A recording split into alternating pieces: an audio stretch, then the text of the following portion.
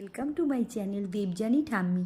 গল্পগুলির আসরে আজ তোমাদের সাথে শেয়ার করব সুকুমার রায়ের বাজে গল্প। আমাদের মানুষের স্বভাবই হলো আমরা ভাবি আমি যেটা দেখছি আর আমি যেটা শুনছি সেটাই একদম ঠিক আর সেটাই সত্যি, কিন্তু তার বাইরেও অনেক কিছু হয়।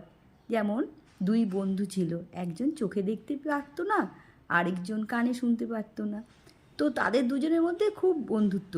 একদিন যে চোখে দেখে না সে কার মুখে শুনলো তাদের গ্রামে বড় নাচ গানের আসর বসবে আর রাত ভোর থিয়েটার হবে, নাচ গান হবে।